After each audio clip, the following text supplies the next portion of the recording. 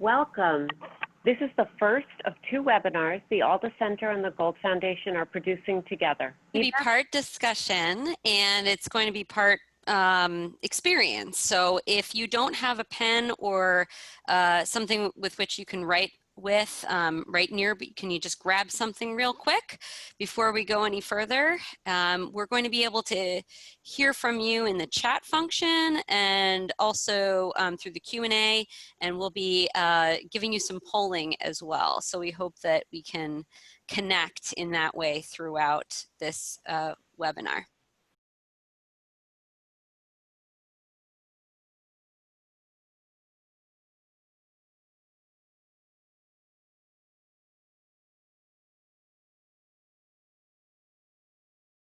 Our 2 organizations have come together today because we really wanted to address the challenges that we're all facing in healthcare, especially given the pandemic. And how can we all communicate with each other, with our team members, with our colleagues, and support each other? This emphasis on the collaboration between the Alda Center and the Gold Foundation to create this webinar is captured in this poem you'll see here. And we invite you to view it further on both of our websites, along with hearing it read aloud by the author, Frankie Aberland of the Good Listening Project.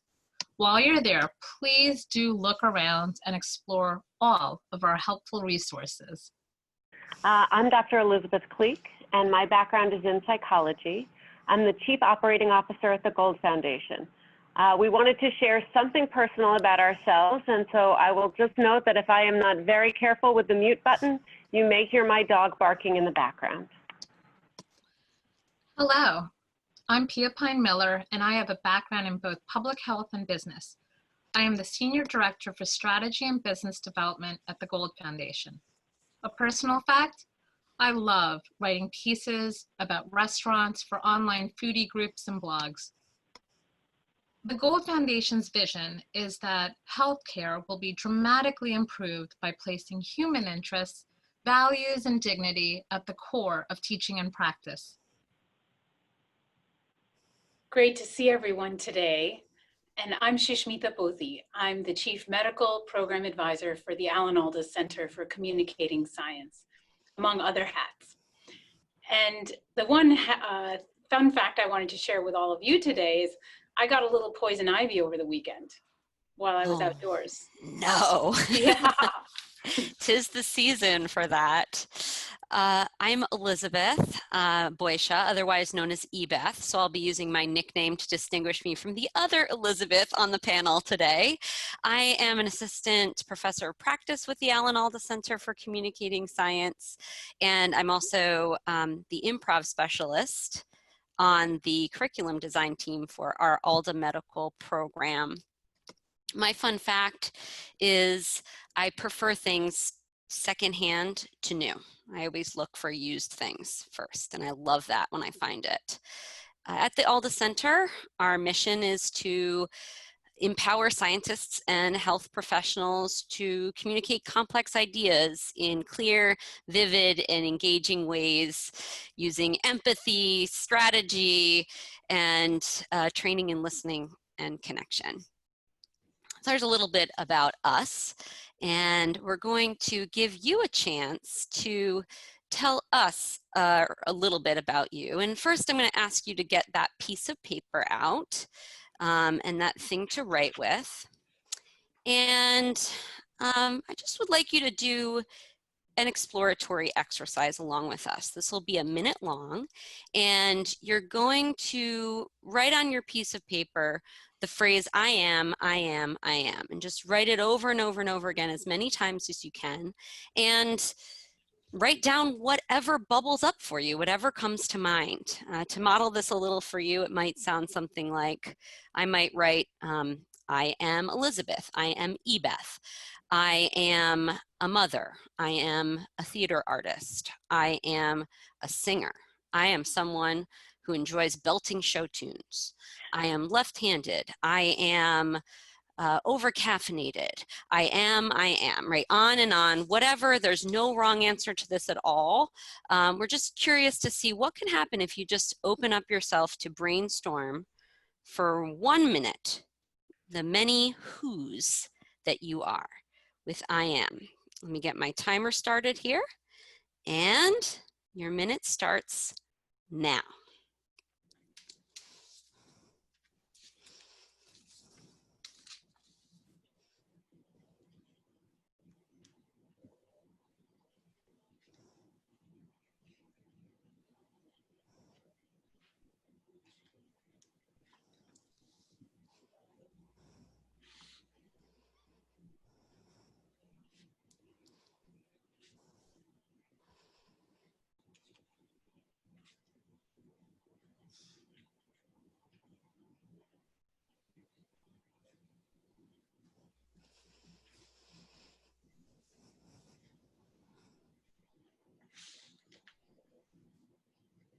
"15 more seconds. Don't stop writing."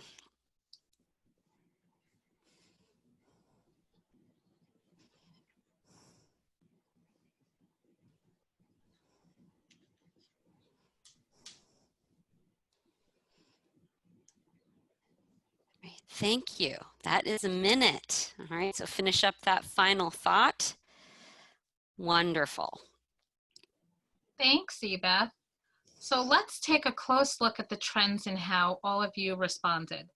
To do this, we invite you to take a quick anonymous poll.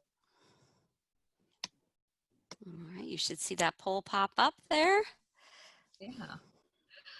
So which of the following did you include in each of your 1-minute examples exploring the many whos you are?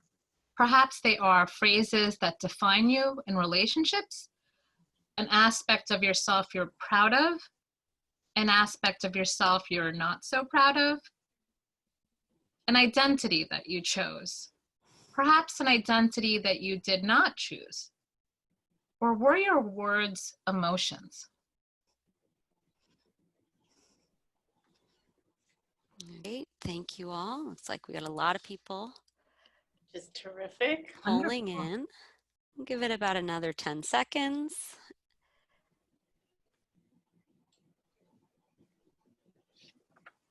It's interesting. At very first, there were certain things that were 100%, but now it looks like, you know, these different buckets are not completely full. And these are not meant to be all of the buckets of facets of ourselves. These are particular ones that we were interested in teasing out. All right, welcome. Some people are still logging on. So I'm going to close this poll. We'll share the results. Interesting. Great, thanks, Ebeth. This looks fantastic. So top result was The top 83% of the people who answered the poll shared something that they were proud of. Yes. Great. It is great, isn't it? I'm trying to think, you know, what things am I proud of that I wrote down? And maybe things that I shared that I'm maybe not so proud of, maybe being grumpy in the morning, something like that. I'm wondering if people would feel comfortable sharing some things in the chat anonymously, some examples of things in any of these categories or even outside of these categories. Maybe an aspect again that you're proud of, maybe phrases that define you in relationships, mother, wife, friend, cousin. And the chat is going to everyone, so we can see everybody's answers. Thank you so much. Folks outside smiling in the sunshine alone, microbiologists and auntie. So some things, thank you so much. Tired, chilly, sister. This is so interesting. Thank you so much for sharing. And thinking about all of these things, putting them into maybe some emotional states here now. We're seeing sad, scared, a little nervous about being back at work, of course, in the pandemic. That's why we're all here, maybe, all of us in healthcare. Curious, researcher. Maybe some people wrote down things related to their gender or their ethnicity. Yep, I'm seeing some of that. I'm woman, yes. I'm white. Yes, and what's so interesting about this is I think you can do this exercise every day, and your daily 1 minute of many who's shifts around, right? Depending on what's going on in the world around us, depending on what's going on in your life, whether it be your professional life or otherwise. And it's fascinating to see these, some of these are personality qualities, just things that tend to be pretty constant, and then other things are so short-lived. Right. You're tired now, but after you rest, you will not be, then you would be well rested, and that would change. And our identities are so layered in that way, between things that all the way from that did not choose to, to things that will change minute to minute. Like right now, am I verbose? Am I talking too much? I'm thinking to myself.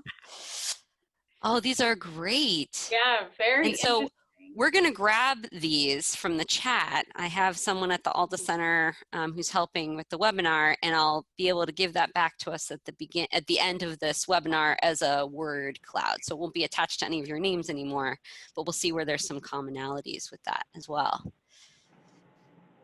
Absolutely. And I just saw a lifelong learner come up, pianist, photographer. So many different roles that we all play. And as we take on these different roles, we do use different tools and resources. I see them still coming through. Thank you.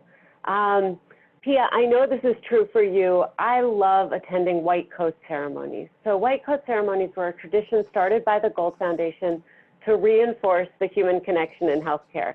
And I love them because I love watching medical and nursing students as they lean in with eagerness and enthusiasm about their work ahead. You can see it clearly in this picture. Excited to help people heal. And when I think about the white coat, it's many things, right? It can be a symbol. It may provide an armor. It could be a reminder. And the oath that students take during that ceremony is a commitment to the kind of care they want to be known for. And so if you think about the many who's that you are, again, going back to a pianist, you can't be a pianist without the piano. Or maybe you can, thinking about the different tools that you use as you navigate these roles. Yeah, and we're all many things depending on the context we're in. We bring certain pieces of ourselves forward, maybe put other ones back. Of course, when you're out and about, in the community, chatting with people, are you wearing your healthcare professional hat, or are you wearing some other hat? And what choices are you making when you're connecting with people? Usually, we all are looking for some common ground. It's a really deep human need to connect with others. And we know that from neuroscience, thinking back to the mother-baby connection. That's one of the most fundamental ones we know about. And we really like to look for common ground because it creates a we rather than a me and a you. And thinking about some of these identities that all of you have shared with us today, some of these things are things you took on by choice. We all entered healthcare. That was a choice. Some things we did not enter by choice. Family relationships, those kinds of things. I'm sure we can all think of some folks that we really are glad to be with in our family, and maybe some folks we're not so glad to be with in our families. And some maybe of our own idiosyncrasies, and we have different levels of patience, we have different levels of interest in different types of things. Absolutely. And as you were just saying, Susmita, being part of the healthcare community is a choice. It's something that everyone on the webinar chose. But that common ground, all the rules of healthcare, our everyday interactions, everything has been just a bit upended right now. Yeah. And speaking of common ground, Susmita, that's something that you have in common with many folks on this call. Yeah. Yeah. So, Susmita, as a doctor, what have you been hearing? Well, hearing a lot of different things. Certainly, one of the things that's so important in this pandemic situation is communication. And of course, communication, people are feeling anxious, and they may not express that to the public, but they may express that to their coworkers, to their family members. They're feeling anxious when they make that choice to come into work. Every day we entered the profession to heal. Certainly some folks have been asked to serve in roles that maybe they were not doing before. So that so-called redeployment that has been happening in many healthcare organizations in order to take care of all of the patients that are coming in. I'm wondering, by a show of hands. Yeah. Could you all please let us know what you've also all heard, if you've heard similar things to Susmita? And please feel free to write what you've been hearing in the chat box.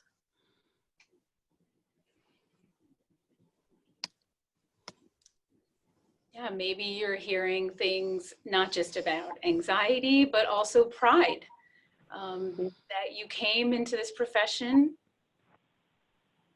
and you're really proud of what you're able to do. Perhaps feeling overwhelmed, hearing a lot of that as well. And of course, it varies moment to moment. We're getting some stuff in the chat now, concern for the welfare of employees, of course, under pressure perhaps. Scared, yeah, absolutely.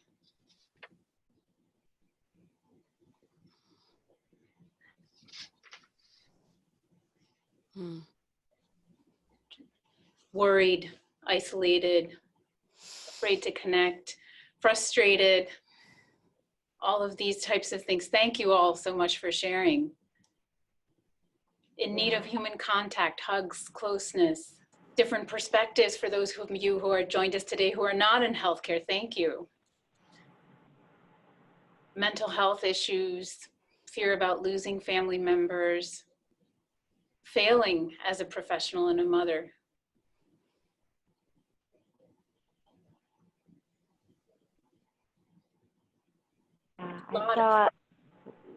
Please. Yeah, and so I'm just wondering for our friends from the Gold Foundation, what are you all hearing about how are we keeping humanism in healthcare these days? Yeah, I was just going to go back even to one of the things that we were just seeing come through, some of the things, people missing hugs, people missing, the ways that they used to take for granted and engage and really struggling with that. I was just thinking for myself, I know I use my smile as a means to engage, right? And now the smile is covered by a mask. And so one of the things we're really hearing is that we need to find meaning and craft new ways for interaction. But I will say that what we are hearing loud and clear is that humanism is a core part of the healthcare response to COVID-19, and never has it been more important.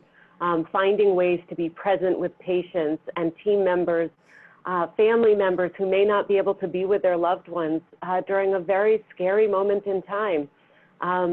We are really seeing that humanism shine through every day.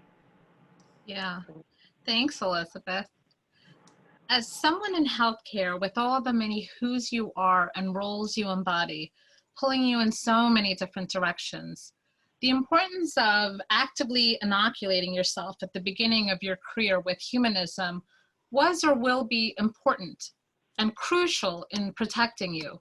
And each of you, no matter where you are in your career, a student, starting in practice, an educator, 60 years in practice, or the person you have in front of you, the patient you're delivering care to, their family members, with your teachers and mentors, educating others, or with colleagues and the entire care team, you will need in an ongoing way to seek out programs and tools to enhance your journey. And these will be booster shots, so to speak, to that initial inoculation, and they will be essential in keeping human interests, values, and dignity at the core of healthcare. We hope that you have had a few minutes to reflect on the many facets of yourself and strengths that you have within you. I'm getting our word cloud together. Awesome. Yeah. Yeah. All right, here's the big reveal. All right. Let's see if I can check it out. Some of them ended up small. If they, if only one or two people said it, it's smaller, but if many people said it, it's larger. I see some relationships popping right out. This is beautiful. It is beautiful. Yeah, thank you all. Yeah. For that. Yeah, that's wonderful. It's really, truly beautiful. And thank you, Beth. Oh. Yeah, I was just going to say next week I can show this again at our second installment so we can call back to the many who's we evoked today. Absolutely. And that is on June 3rd. We will have our second webinar, and we'll be happy to share with you more about both of our organizations, how we look at the communication strategies and how that can influence the culture along the continuum of healthcare. And if you have any questions or are interested in finding out more, including how these can be implemented at your organization, please reach out to us. That's great. And I'm going to launch an exit poll right now. So if you, before you sign off, if you could go ahead and just give us some quick feedback on the webinar, we'd really appreciate that. We'll also be following up with a very brief emailed evaluation that should arrive to you tomorrow, and we'd really appreciate finding out a little bit more about who you are and what you thought about the webinar this week. And we hope you come back for next week's installment as well. Yeah, very much so. And we are in this together. Thank you for everything you do. And we will stick around for a few minutes if there are any questions. Otherwise, thank you so much for joining us, and thank you for taking the poll. Thank you, everyone.